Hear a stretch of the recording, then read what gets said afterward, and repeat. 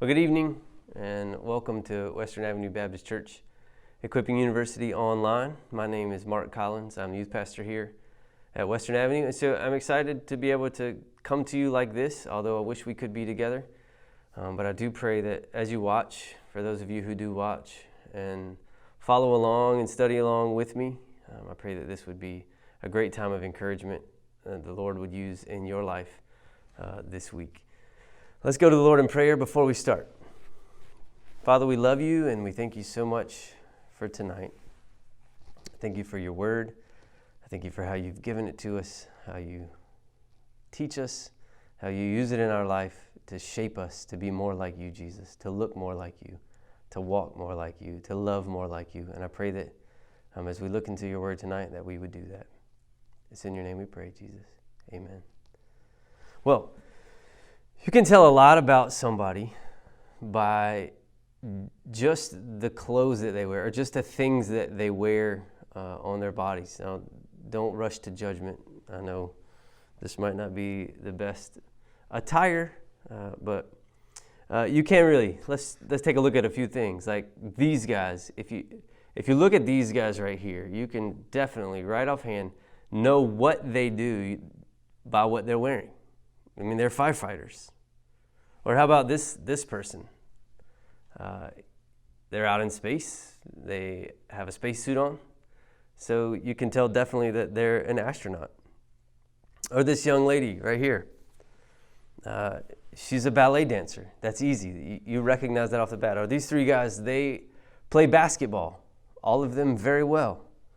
Right? So people express themselves a lot by what they wear on their bodies, the clothes they wear on their bodies. And Christians have done this for years and years and years. Like people have expressed their Christianity in a multitude of ways, like throughout the centuries. I mean, whether it was a haircut by a monk or vestments by priests or in jewelry, you can wear a cross necklace or a cross earrings, or people put fish on their cars to show others that they're Christians. Some people have made and worn Christian T-shirts or big popular. It was very popular several years ago to wear WWJD bracelets. Some people still do that. There's also this G is greater than our ups and downs, or God is greater than our ups and downs. People tattoo that along with crosses on their bodies. And so we go to extremes sometimes to show other people that we're Christians. And I think there's a passage in the Bible where the Apostle Paul expounds on a better way to show the world that you're a Christian, a better way to let the world know that you're a Christian. And so tonight we're going to look at 1 Thessalonians 4, 9-12, and we're going to see how Paul tells us as followers of Jesus to let the world know that we're Christians. And it may not be exactly what you think.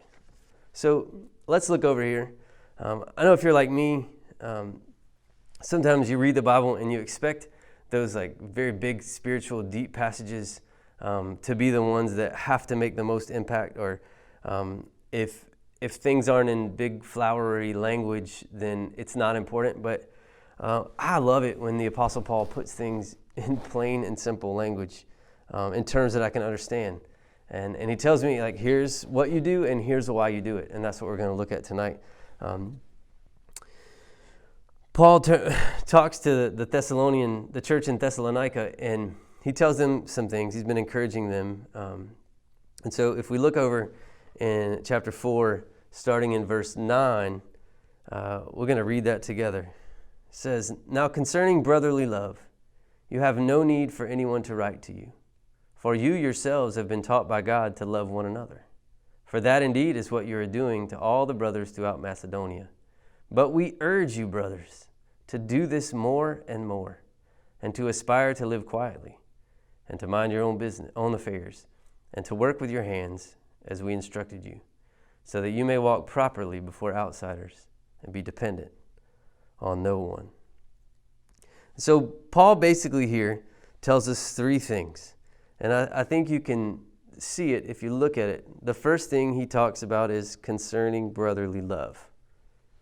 He tells them to love more. He says it down here. We'll look at it in a second. But do this more and more. The second thing he tells them is to live quietly and mind your own affairs, or be calm and mind your own business, or stay calm and mind your own business, or lead a quiet life and mind your own business, some of the translations say. And then the third thing he says is to work with your hands. Work with your hands. And so I think Paul is basically telling us here in this verse that the best way that you will ever show the world that you follow Christ, or the best way that you can express your Christianity, is in the way that you love, the way that you live, and the way that you work. And all of these expressions are meaningless unless God's love is behind it, working through you. And so these are not difficult things to do. They seem very simple. Love more, be quiet and mind your business, and work with your hands. But sometimes we get tripped up in the simple things. At least I know I do. And so let's talk a little bit about what this means and why. Why does he tell us to do this? Why love more? Why be quiet and mind your own business? Why work hard? And when we get to the end of the passage, we will see that. So the first thing he says in verses 9 and 10 is love more. And it's interesting because he says this. He says, now concerning brotherly love, you have no need for anyone to write to you, for you yourselves have been taught by God to love one another. For indeed that is what you are doing to all the brothers throughout Macedonia. So the church that he's writing to in Thessalonica is a church that's very good at loving one another. They've been really good at it. They've been doing it. They've been doing it throughout all of Macedonia. They've been good at keeping this new commandment that Jesus gave, which he gave in John 13, 34 and 35. It says, a new commandment I give to you, that you love one another. Just as I have loved you, you are also to love one another.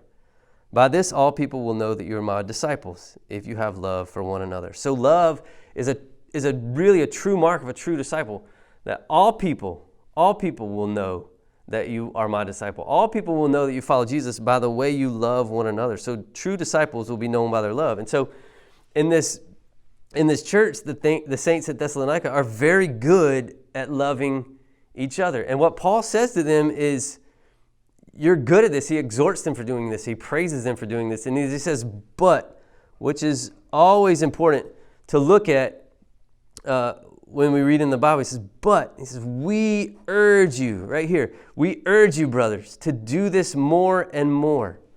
Right? Sometimes what can happen is if you're really good at something, if you're like a really good basketball player or a really good student or really good at your job, there's some days or some games where you just want to like mail it in.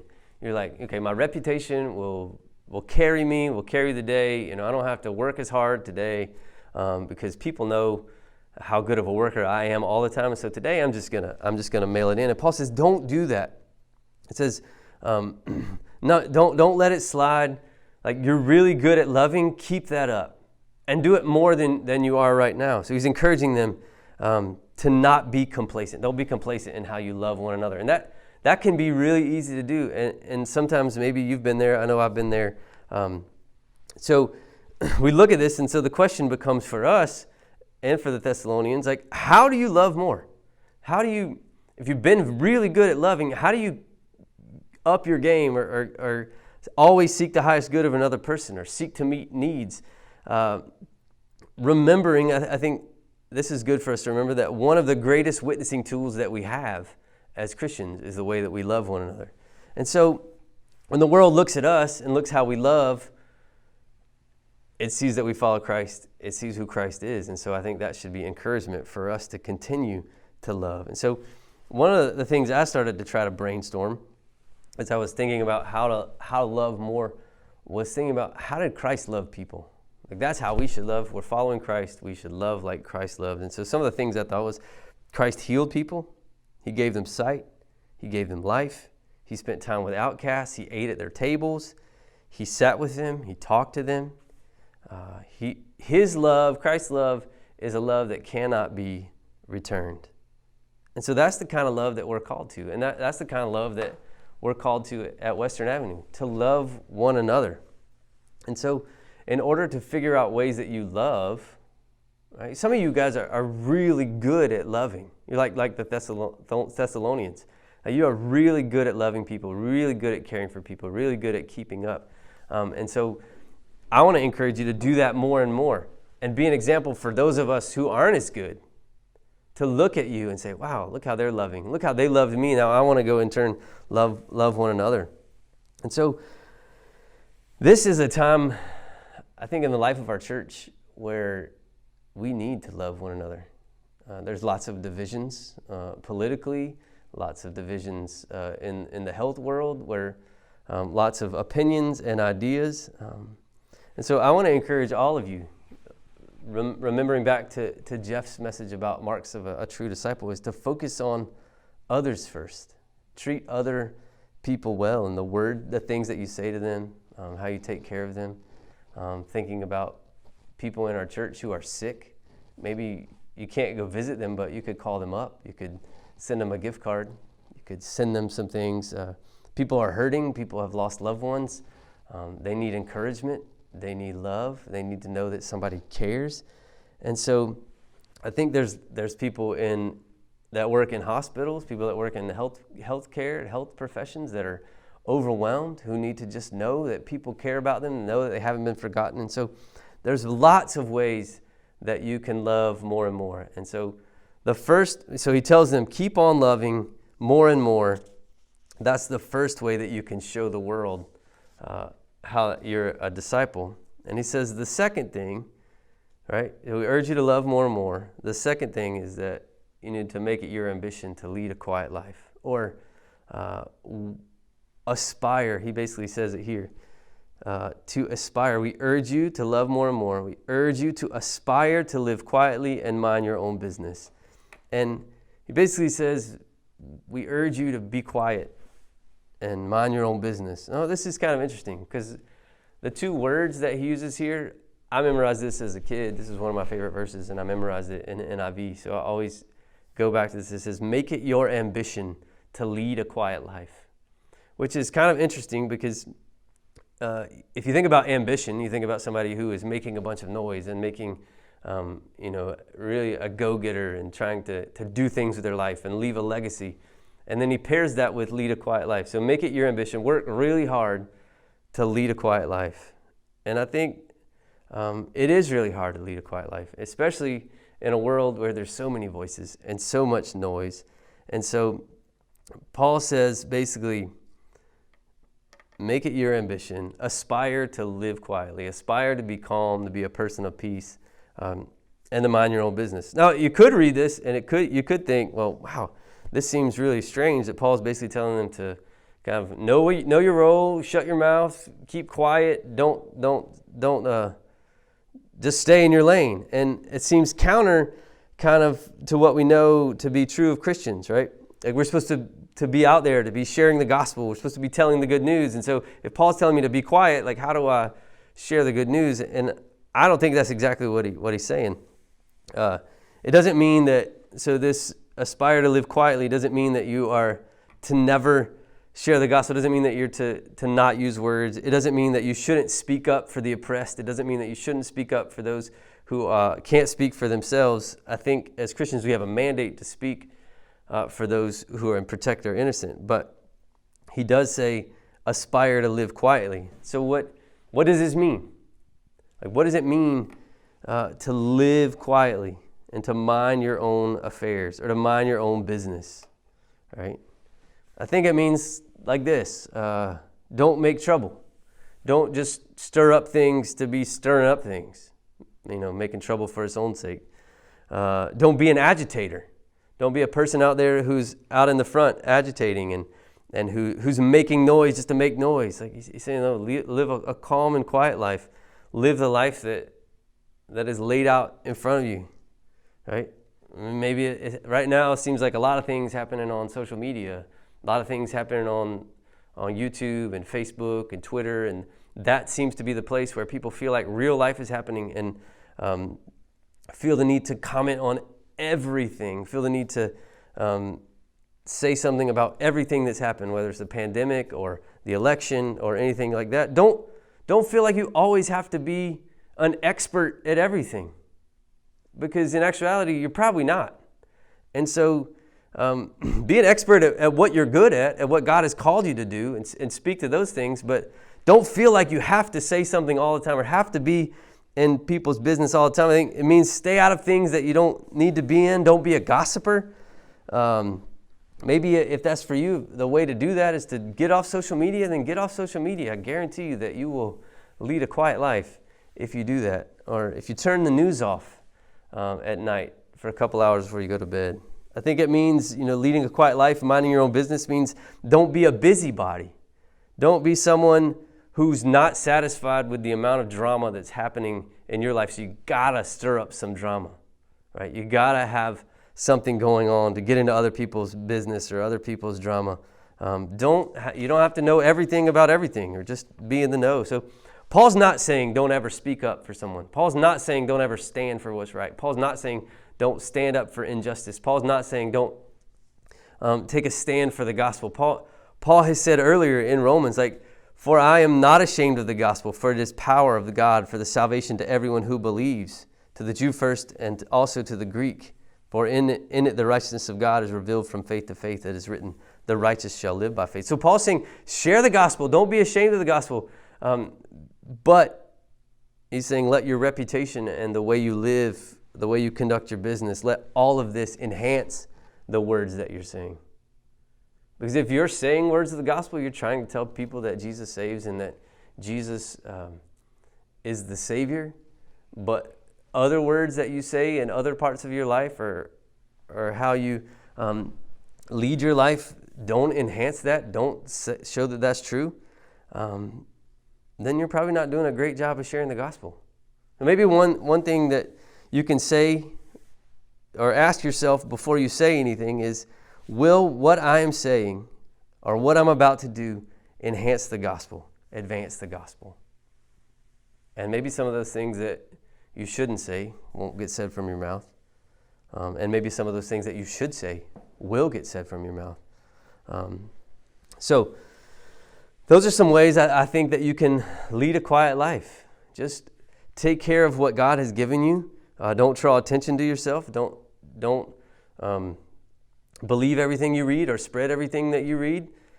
I think he says, seek to give all the attention in your life to God. Focus on others first, loving them. Focus on the kingdom. That's what we learned from Mark chapter 9. Focus on the kingdom. Focus on God. Stay clear of gossips and meddlers. Live a calm, peaceful life. And live for the gospel. I think it's interesting. A lot of times as Christians, it's easy to get caught up, or for me at least, it's easy to get caught up in, what kind of legacy will I leave, or who will know the gospel because of the way I lived or the way I shared. There's lots of people that I'm interested in meeting in heaven, right? I'm interested in meeting Paul and Barnabas and Timothy and Mark and the disciples and people who've gone before, great heroes of the faith. I'm interested in meeting, but there's also a lot of people that I'm looking forward to meeting that I don't even know their name. I don't know where they're from. I don't know what they look like, but I know this: they lived a quiet and faithful life, and they minded their own business. They did like C.T. Studd said, what I believe, that preach the gospel, die, and be forgotten. And those are the people that I'm looking forward to sitting down with and talking to in heaven. Like those kind of people that probably have an incredible legacy, an incredible ancestry of the gospel because they just sat down. They lived a faithful and quiet life. They loved the people that were around them. They loved the people that were in their church and in their family. They shared the gospel when they had opportunity. And they walked in a manner worthy of the Lord. And so Paul is given two instructions. One, love more, be quiet and lead, mind your own business. The third thing, the last thing he calls the church to do is to work with your hands. So that's also in verse 11. He says, and work with your hands as we instructed you. Work with your hands. What does that mean? I don't think it means just manual labor, although it can mean that. Although that is part of what he's talking about here is the work that you set out to do. Whatever God has given you to do, the work of your hands. Like, do that for the glory of God. Do it well. Do it with excellence. I think that echoes what Paul says in Colossians 3:17. Whatever you do in word or deed, do everything in the name of the Lord Jesus, giving thanks to God the Father through him. So whether you're a builder, an electrician, a race car driver, a plumber, a carpenter, a stay-at-home mother, a teacher, a doctor, a lawyer, a pastor, whoever you are, right? All of those are noble tasks, and all of us have been called or been drawn to a certain, I think, career or certain vocation, right? Whatever it is, if you're a writer or a musician or an artist or someone who works retail or someone who works in the food service industry, like whatever you do, do it all for the glory of Christ. Do it all with an excellence, working hard to point the glory back to Christ.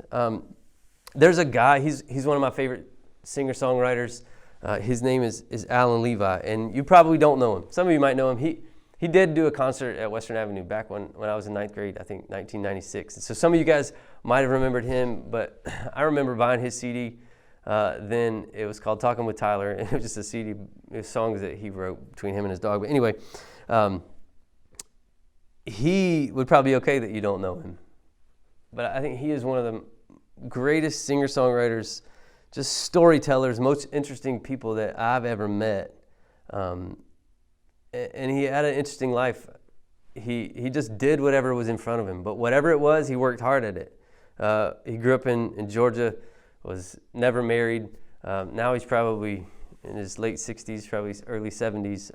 But he went to law school. He became a lawyer for a while. He quit law to become a musician because he liked doing music. He traveled the world. He did concerts. Later on in his life, his brother became sick, had a glioblastoma, so he took care of him for several years, took a break from all of that, music, and took care of his brother for several years until he passed away. Then after that, he became a judge in a small town in Georgia. And then after he was a judge for a while, he started doing music again. And he has this saying, and I'm pretty sure he took it from somewhere else, so I don't know where it came from, but he says this. He says, he says, this is the way he lives his life, and the way that he lives a loving life, a quiet life, and a life that works hard. It says, do small things well over a long period of time. That to me, I think, helps to sum up this verse. Do small things well over a long period of time. Continue to be faithful in those things that God has put in front of you. Be faithful in loving people. Be faithful in how you live your life, calmly, quietly, peacefully, following Christ, minding your own business, like in your own affairs, not stirring up trouble, working hard. I think sometimes it's easy, especially for students, especially for people that I talk to a lot, to get caught up in grades and making good grades so that you can go to college at a good college, that you can have a good job, make a lot of money. And it is good. It's good to work hard to present yourself as somebody who is a hard worker. But when we get caught up in those things, we get caught up in that ambition,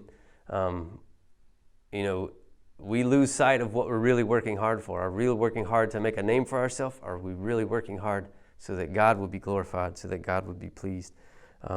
There's also a song that Alan Levi wrote that I have the lyrics printed out in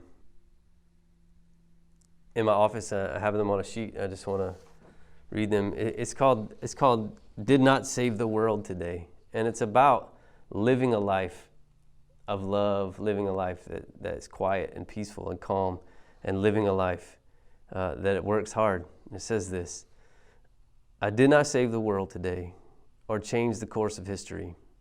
I walked the small and quiet way, the life that God has given me. I woke up with the morning sun. I sat a while to think and pray.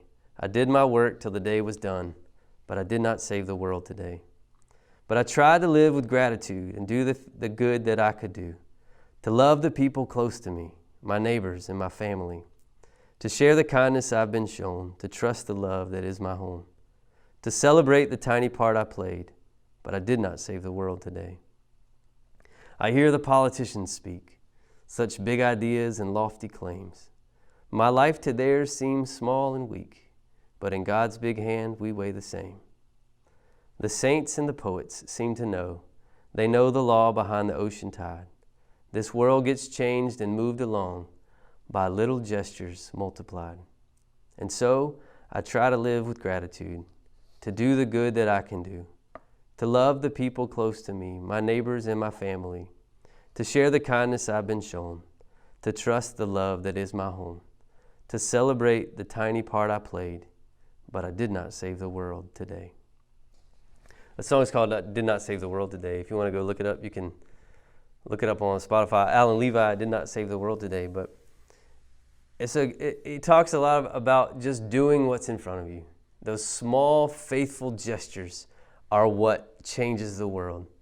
A lot of times we get caught up in how we can, get the most followers or how we can have the most people hear what we're going to say. And I think the Lord is very pleased with faithfulness, doing small things well over a long period of time.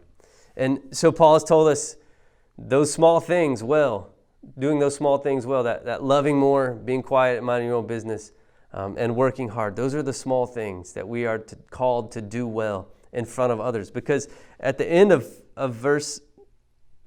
these verses in verse 12, he says, so that. And whenever you see so that in the Bible, you know that Paul is talking about why. It's important to know why. Why am I supposed to love more and more? Why am I supposed to be quiet and mind my own business? Why am I supposed to work hard? Well, he tells us at the end of these verses, there's two reasons. The first reason is that we may walk properly before outsiders.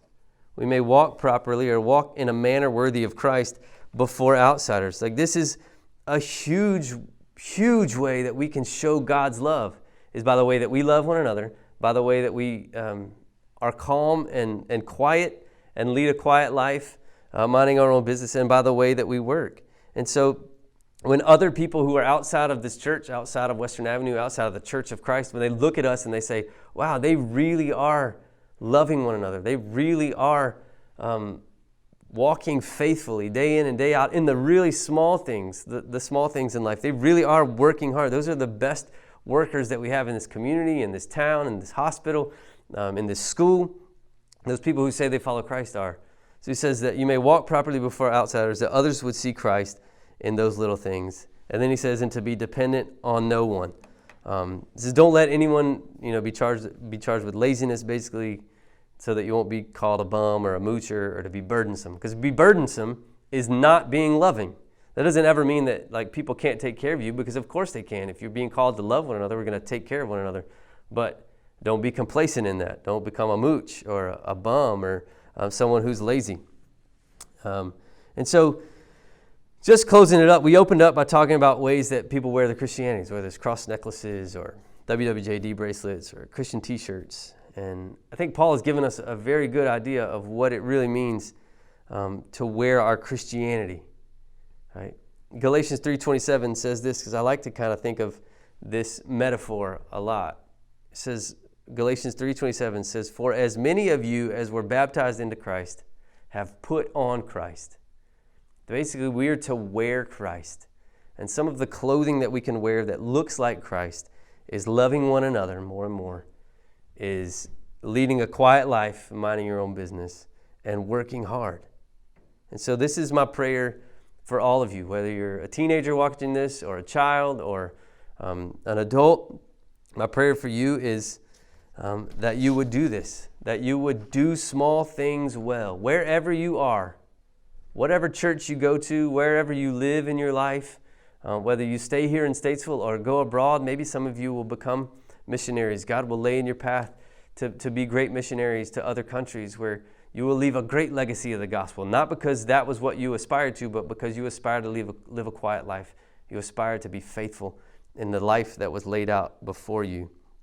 It says, wherever you live, in whatever community, I pray that you would love more, that you would mind your own business and lead a quiet life, that would be your ambition, that you would work hard. And whatever it is that your hand finds to do, that you would do that with all your might. There's a book that I love. A guy named Jonathan Rogers wrote this trilogy of books called the Wilder King Trilogy. It's basically a retelling of the story of David. So if you like young adult fantasy novels, this one is a great one. It's called The Bark of the Bog Owl. But there's a character in the story who is basically the Samuel character, and he's talking to the David character. The David's character's name is Aiden, and he tells him this quote. Aiden is the youngest, and he has all these aspirations to be great. And basically this character says, live the life that unfolds before you. Love goodness more than you fear evil. And so that's kind of what I want to encourage you tonight. I think what Paul's encouraging us to do, live the life that unfolds before you. Do small things well over a long period of time. Be faithful in the small things. And some of those small things that we can be faithful in right now, even this week, even tonight, is to love one another more and more. Make it your ambition to lead a quiet life and mind your own business and work hard.